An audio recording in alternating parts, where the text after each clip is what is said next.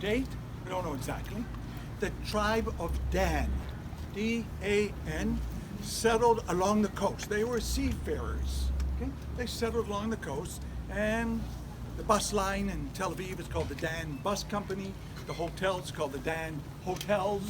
And so there's a connection first to the tribes of Israel. Second time in the Bible. Who builds the first temple in Jerusalem?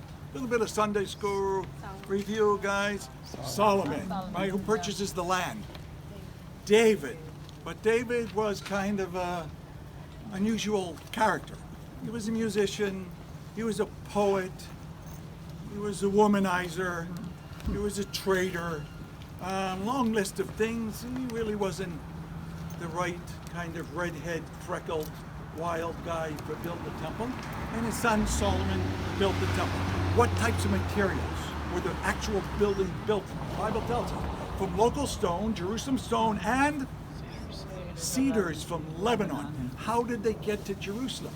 Well, they sent, this is unusual, Jewish lumberjacks. You don't find a lot today in Washington State or in other places, but up to Lebanon, cut the trees, came down on barges to where? To Jaffa. From Jaffa up to Jerusalem. Route 1, Jaffa, Jerusalem. Third time. One of the shortest books of prophets we have. You can read it tonight. You've got 10 minutes. Jonah. Where did Jonah get on the boat? Jaffa. In Yaffo. That's right, the Hebrew Yaffo. In Jaffa. Down at the port, the old port. Down the hill. They're on a hill right now. And the last time is Herod's reconstruction of the second temple 2,000 years ago, Cedars of Lebanon. However, that's not old enough, those 4 stories. Because the first time we hear about Jaffa mentioned any place and any documentation was not found here in Jaffa. It was found in Egypt at an excavation called Tel El Amarna. And they were called execration scripts. New word for you? Execration? It was for me. I have no idea what it was. They were curse tablets. Literally tablets that a pharaoh would write down the list of cities along the coast that he told his commanders, you're going to capture them, and he would symbolically smash them, curse those cities, and today we have like super glue and that stuff, and they put the pieces back together. So they found these execration scripts, and there was a place there called Yapu, Y-A-P-U-H. Guys, that's Yaffo, Jaffa. There was a place called Sida, S-I-D-A. That's Sidon in South Lebanon. Raza, Gaza in the south. All the city-states. Guys, that's from 3,500 years ago. We already have documented history. The older times, we're going to go up to the top of the Tel. This is a mound. Hebrew word for hill is Tel. Tel Aviv. The hill of spring. I'll tell you why tomorrow. It's called the hill of spring. But if you would say, I'm going to a Tel, it means an excavated mound. See, this kind of goes uphill. See what we're going to do? We're eventually going to go uphill. And we're going to go to the top of the excavation. There are 2 kind of trenches there. And we'll go all the way back down to the earliest times. The buildings you see around us are relatively new. They're only 250 years old. Okay? This is classic Ottoman Turkish architecture. Okay? The Turks were here for almost 500 years. So a lot of them were renovated. People live upstairs. The galleries are downstairs. A few clubs at night. And this is one of those islands that I talked about. Tel Aviv can be a hustle, bustle. Some of the neighborhoods kind of funky, not the best in the world. But when you go from island to island, you can come to Tabitha, or Tabitha, her Aramaic name. Peter would have said to her, Tabitha, Kumi, K-U-M-I, arise. That's Aramaic. A small child, a little girl in Hebrew school today in Israel, when the teacher wants her to get up, she says to her, Kumi. Jesus, Aramaic in Hebrew. So, Tabitha, Kumi, or Tabitha, arise. Tomorrow in Caesarea, Simon is going to be mentioned again, because Cornelius had sent people to find out where he was and get him to Caesarea. And when you look at scripture here, guys, it's got an ancient flow to it. Dorcas was not just any woman. She was a righteous woman. She was helping people. She was sewing. She was making clothes. You're going to see this all through the characters that we see in the Bible. A lot of them, they weren't just your kind of regular Joe. They were already on the road. He said you gathered up the saints. You know, these were a lot of people were around who were already drawn to Jesus. And so here's Peter, his first miracle here in Joppa. One last thing, look at the building stones here. What's it look like? What kind of stones? Looks like coral, right? Yeah, right? coral. Looks like coral. Well, it should look like coral. It's not coral. It's a calcareous sandstone. It was underwater, and it was quarried here. This is not Jerusalem stone. We're going to talk about Jerusalem stone in Jerusalem. This is more like Jerusalem stone. The pavement, it's smooth, and this is the local stone. That's how people built. They quarried on the site and built their stone structures. Watch your step. Now, how old is this?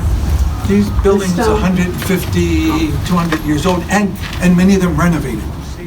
Or this is St. Michael's, and victory on the bottom, Nike, okay? Like Nike, okay? And from the Greek, and they are the symbol on the top, in the middle of it, you'll see English on top, Hebrew to the left, Arabic to the right, and this is the sound of a Tau Phi. They control the tomb in the Holy Sepulchre Church, the Greek Orthodox. They're called the guardians of the tomb. And so whenever they have anything, it's a kind of Tau Phi, and that's the symbol Greek Orthodox. They own enormous amount of property here in Joppa. Many of these homes are built on property leased out to people from the Greek Orthodox Church. We're going out. Indians who work here from Cochin, from southern India, they're having a mass in their native language, in their style. And we have workers here from Eritrea, Christians from Eritrea. They've got one night, and then there's a Filipino night, and then there's a South Sudan night, and all of these masses in different languages taking places in the church. Last thing, it is the Embassy of Vatican City in Israel, 1968. The embassy is here in the church. But for us, it's Peter on a rooftop. You hold this for a second, Jane? Very day, Orthodox Jews make a differentiation between meat and milk. That's why tonight at dinner, people, there was no cream. There's no cream, there's no cottage cheese, there's no cheese at all. Tomorrow morning, there's no sausages, there's no cold cuts, definitely no bacon. And so you'll see that this is what's happening here. The biblical laws, dietary laws of the clean and unclean animals. And we got Peter here at, 9 through 17. On the next day, as they were on their way and approaching the city, Peter went up on the housetop about the 6th hour to pray. But he became hungry and was desiring to eat. But while they were making preparations, he fell into a trance. And he saw the sky opened up and an object like a great sheet coming down, lowered by 4 corners to the ground. And there were in it all kinds of 4-footed animals and crawling creatures of the earth and birds of the air. And a voice came to him, "Get up, Peter, kill and eat." But Peter said, "By no means, Lord, for I have never eaten anything unholy and unclean." And again a voice came to him a second time, "What God has cleansed, no longer consider unholy."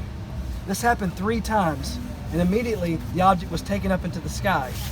Now while Peter was greatly perplexed in his mind as to what the vision which he had seen might be, behold, the men who had been sent by Cornelius, having asked directions for Simon's house, appeared at the gate.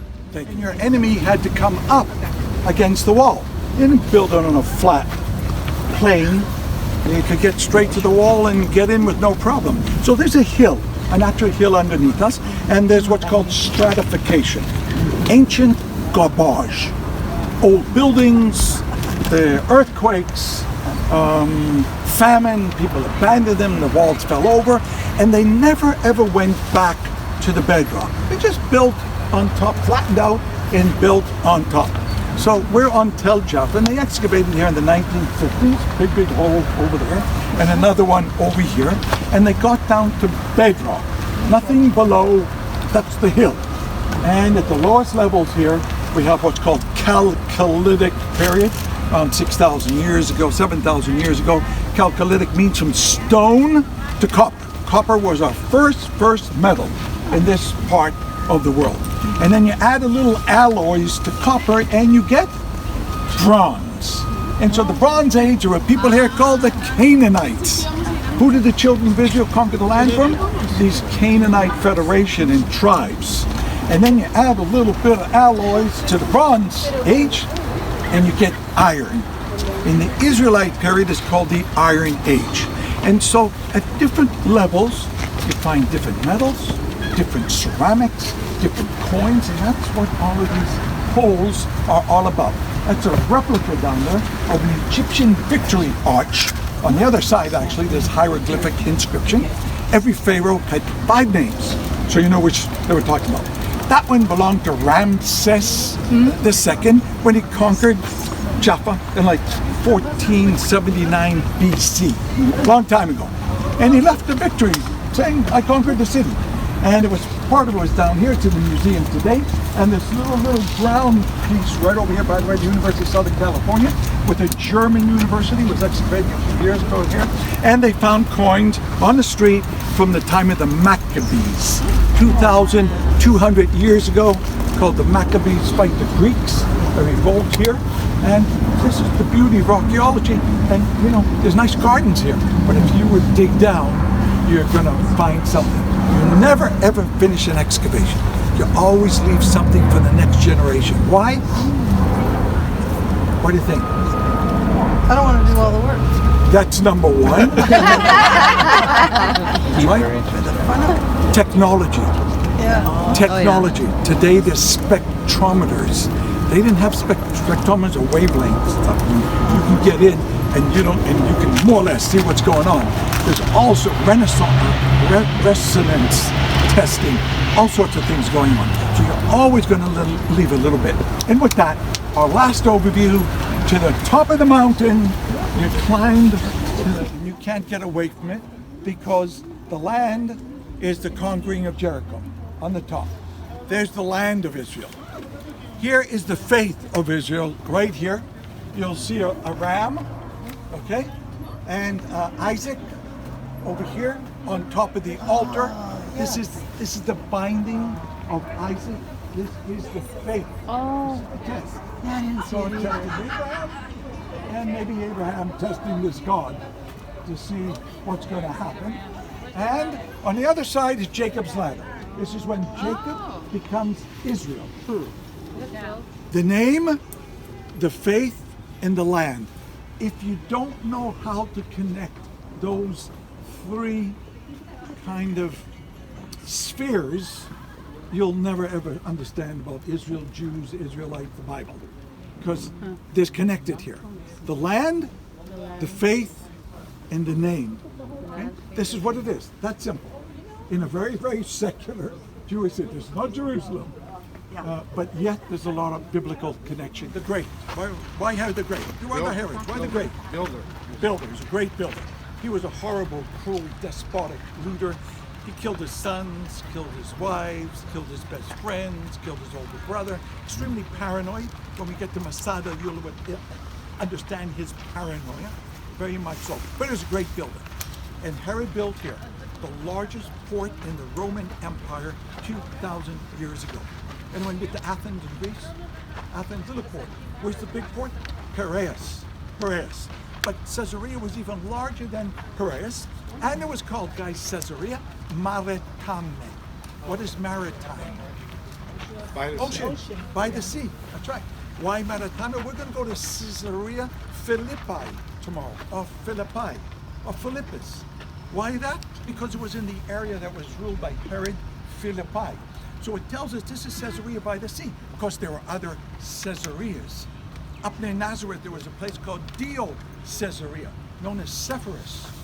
And so this is specifically this one. He took a flat coast, no natural port. Jaffa's a natural port. Haifa's a natural port. And he built here within like 8 years, from 22 BC up until 15 BC, a major port. Where's the port? It's actually a bit further to the north. We're going to do some of the main buildings. And Herod loved Roman culture. He also was the king of the Jews, so he walked a very thin line, but he loved Roman culture. Take a look at this here. What kind of building material? It looks like limestone, but it's not. It's marble. This is marble. That's marble. These are marble statues here. Listen to me very closely. There's not 1 ounce of marble in the land of Israel. I repeat, there's not 1 quarry of marble in the land of Israel. Where did it come from? Maybe Italy, maybe Turkey. Big boats and big slabs, and they made them on the site. This was a big sculpture. Big one. Could have been maybe the procurator, maybe Pontius Pilate, maybe the Caesar at the time. Big. Any podiatrists? No, very serious. Very serious. There's a Roman foot and a Greek foot. It has to do with this toe. A Roman foot and a Greek foot. But this is it's either the Greek or this is Roman. And so that's how they do it. And it's very big. And it must have been a really big, we think it was an Olympian, a Roman Olympian. His name was Shaquilius O'Neilius. Remember him? Anyone remember him? Big shoe size guy. Take a look. And Roman Theaters 101, there's something missing from this theater. If you've ever been in any Roman theaters in Athens or in Italy, what's missing here is basically the back wall. They're constructing something right now. There was a back wall that went up like 3 stories, the height of the upper seats, had a tower and a tower over there. And it was called the Scene Front, S-C-E-N-A-E Front. What is it in your theaters today? Scene Front, S-C-E-N-A-E. I know you didn't get much sleep last night, but the scenery, the backdrop, the word scenery comes from the Roman theater, the back wall. By the way, you couldn't see the Mediterranean. Maybe sitting in, it must be beautiful at night, with torches and seeing the boats out on the water. No, it was totally blocked off for acoustical reasons. You could drop a pin on the stage, which was called the pulpitum. What's the pulpit? It's a pulpit. A raised stage, pulpitum. You could drop a pin, and the people in the upper rows could hear the pin drop like a megaphone effect. This perfect megaphone. People like to sing, it's not bad, but it's not all that great. Because that back wall puts you in that natural megaphone. The stage is reconstructed, and where the old Roman plastic seats are, down in a half circle, pretty old. That was the most expensive seats in the house. It begins with an O. The orchestra. The orchestra of the Roman theaters, which for 1 or 2 reasons. Either put them for the Roman legionnaires, the officers, or if there was a monologue, the actor would come up, mostly men. Always men would come off the stage and do the monologue in front of the VIPs right over there, in that box seat. Right over there. Chorus music, they went in the orchestra. This is called the cavea, lower cavea, upper cavea, 3,000 people. We're going to see a theater with 7,000 people. See that later in our journey. Now, on a day like today, there's a bit of sun. People didn't like sitting in the sun. So what do? How they used to shade the theater? They go down to the ports. Big boats had big sails. They would put pieces of timber on an axis over it, and they drape the sail just like in the Colosseum in Rome, and was shaded for the place. Now, this is a theater that Jesus would have known.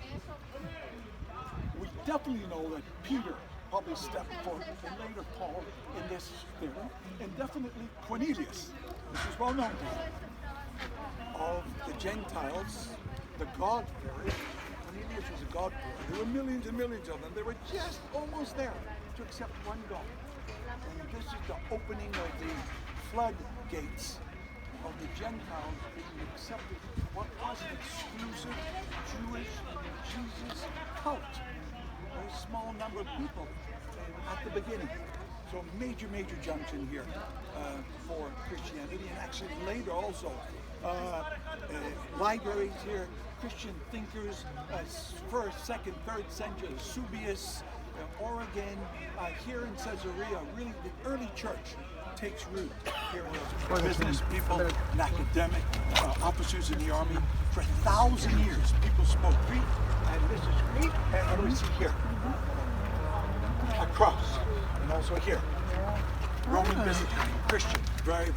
Could be a bishop or someone very important in this beautiful marble. Well, Herod had several palaces. This was his summer palace. Where do you want to be in the summer? By the sea, or up at the lake. Community, and that was thought to be very pagan. And so there were rules and regulations. Now the church was opposed to those pagan practices, and it looks like someone broke them and threw them into a well just to get rid of them, and they were found here inside the palace. Now, this part of the palace was public. It was kind of an open area, what they called hanging gardens. Nice gardens, and people come here. There were halls on the left over there, and Herod's private residence. The rooms in his family were on a lower level, right down, come over here, pool, right inside the palace, with a mosaic floor. That square, a rectangle, was actually a pool inside he got out of his bedroom, going to the pool, he lived very well. Now, Herod had a summer palace here. Where do you think he would want his winter palace? A place with very little rain, no snow, very good temperatures. Where do you think it's going to be in this land? I say in the desert, in an oasis at Jericho. Jericho. We're going to be there tomorrow in Jericho. He had his winter palace. Guys, it rains in Jericho 1 inch annually. I repeat, 1 inch of rain annually. That's like 3 days with downpour. And that's about it. He had 3 Olympic-sized swimming pools. It's an oasis. There were springs and water. He died in Jericho, and he was buried in a place called Herodion, outside of Bethlehem in Jerusalem. He also had an administrative palace in Jerusalem. What was he doing in Jerusalem in Passover? When Jesus was there. He was there because of the holiday. 3 festivals, 3 pilgrimages. The Festival of Booths, the Festival of Weeks, and the Passover. He would go to Jerusalem. Summertime, he was here taking his time, having a nice time. Quote unquote, ancient historian, it's good to be the king. That was Herod. What's that mean? It means that Herod brought here Roman artisans. He said, Rome, I want the same here. I want the same in Caesarea. The only other place in the world where you'll find a specific type of mosaic art is here. And another thing, the port over there on the left, on the other side of that wall over there, it had a lighthouse at the entrance 2,000 years ago. What do you mean lighthouse? What do you have a lighthouse? How do you do it? Bonfires. Fire. Big bonfires to bring the boats in. And Herod knew that to build a port, you needed hydraulic cement. 2,000 years ago, or the walls would fall apart once it came in contact with water. He had in Italy mines for a thing called pozzolana. It's a powder made from a specific rock only in Italy. He filled up the boats, brought them through Cyprus. He had timber cut in Cyprus, his own forest, put the timber on the boats, came to Caesarea. They built the port. What'd you do? Pozzolana, sand, volcanic ash. You put the rocks down, boom, it became cement. And the boats were empty here. So what did he do? Good businessman. He sent the empty boats to Alexandria. And what did they load up? Wheat. The first wheat in beer, by the way, is in Egypt, not Budweiser. Egypt. And he sent the wheat back to Rome. This guy knew what he was doing. Good businessman from about the imprisonment of Paul. And Peter before Festus here in Caesarea. One of these halls is traditionally called the hall. Exactly. They're walking into a hippodrome. What took place in a hippodrome? Hippodrome. Chariot. Races. What's the word in Greek, later Latin for horse? Hippo. Hippos was a horse. What's a hippopotamus? Water horse. A river horse. Come over here. Hippopotamus is a river horse. Listen to the words. How about Mesopotamia? Between the rivers. Potamus, Potania, Potomac. No, I only threw that in. Okay? So it was a river horse. And the hippodrome was again there was an annual games event called the Actian Games. Herod used to put up the money for them. He held them here in the way. Herod talked about this structure, and he mentioned an amphitheater. Now we don't know if it underwent changes. Sometimes it did. Sometimes the hippodromes are at one time an amphitheater, but there's a big problem here with this structure originally being an amphitheater. Stay where you are. And the problem is the wall, right over here. Now, the amphitheaters had a high wall. They had a lip, even though this has little rocks, by the way, which is original. Looks like they're trying to keep maybe people up. Had a lip so that the wild animals couldn't get to the VIPs sitting in the first row. These original seats. These original. There's only a little they kind of repaired over there someplace. There's some newer seats. These are the original seats.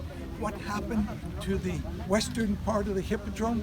Either a storm, winds, earthquakes, or they took it apart, because when the Roman Byzantine Empire is a Christian empire, they don't need the pagan they don't need the pagan temples anymore. They don't need the bathhouses anymore. They take all the marble out. They build churches and chapels, and a lot of these places were taken apart. This was a 3,000-seater originally.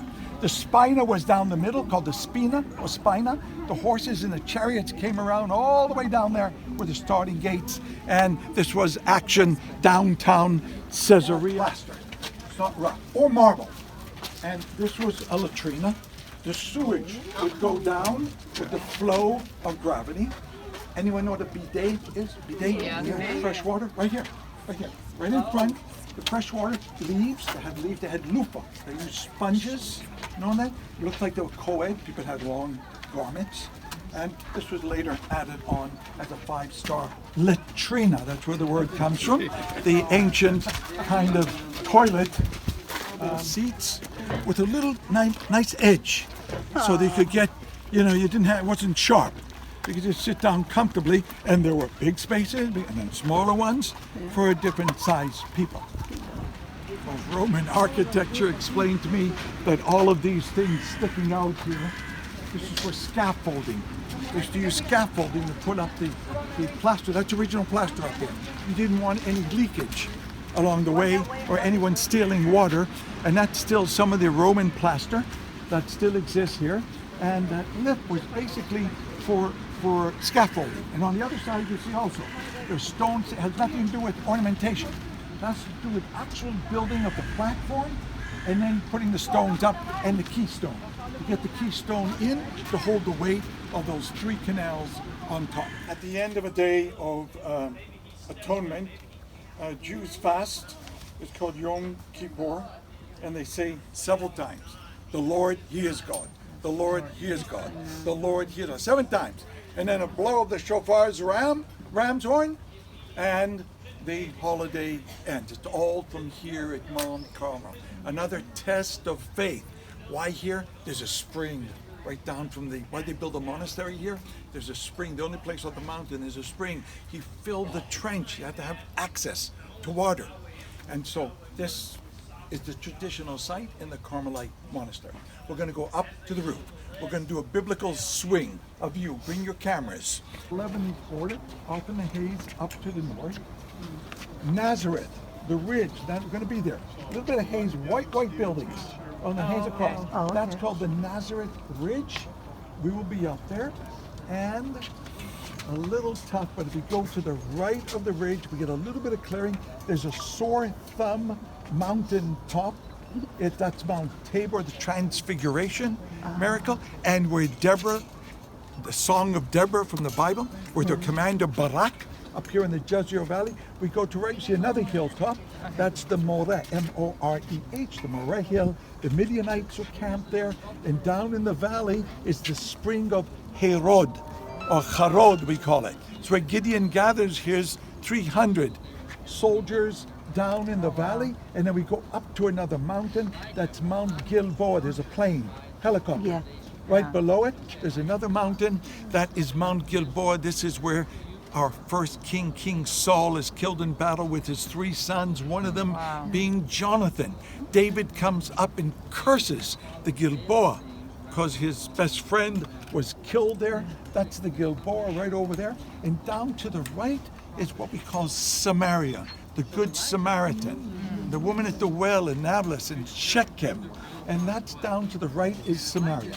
Right down below us, there's a new intersection, bridges and tunnels, right down here, right down below us. If you go a little bit to the left, you will see a green, meandering, sort of like brook and stream. That is the Kishon. It goes all the way, it actually has water in it in the wintertime, and it goes down to Haifa, to the Mediterranean. The Kishon is right down over there. The contest, the battle, the Israel was here. Jezreel, the city of Jezreel, and Jezebel. If we go to the right, you see a few trees standing up over there at the edge before the valley. That's Megiddo, and Jezreel was right beyond, not far from here at all. And very, very, very important, you see a high-tech park. See the new buildings down below us? Are you with me? Every Israeli city has one. This is for microchips. This whole entire Intel has installations here. And so if you go to the right of the buildings, you will see a hill, a mound. That is a tell. That's what we call a secondary tell. It's a flat top, has the slopes around it. It's Tel Yokneam. Why is it here? Because the main roads were here. The road going down to Caesarea, to the right, there's a valley here called the Salt Road, because they got salt from the Mediterranean. Salt was very important during the Roman period. And this road went into the valley and then through the valley, like the new road, up towards Tiberias and Damascus. Damascus up to the north, the Via Maris up to the north. The east-west road went through the valley and over to the Jordan River, to Transjordan. If you controlled the top of that hill, you controlled the commerce, you controlled the roads, you had farming, and by the way, a lot of the greenery here is relatively new, everyone. These were swamps. In the 1920s and 30s, Jewish pioneers, what do you do with a swamp? A swamp, guys, is good water. Swamp is good water, bad drainage. So you dig canals. You tame the swamp, and look at it today. Yeah. This is called the Valley, the Jezreel Valley. That's an Israeli air base right over there called the Heights of David, an old British mandatory air base, and today in Israel. Lebanon, Nazareth over there, Tabor just starting to show in the distance, Moreh, Gilboa, and Samaria down to the right. Pictures, and questions.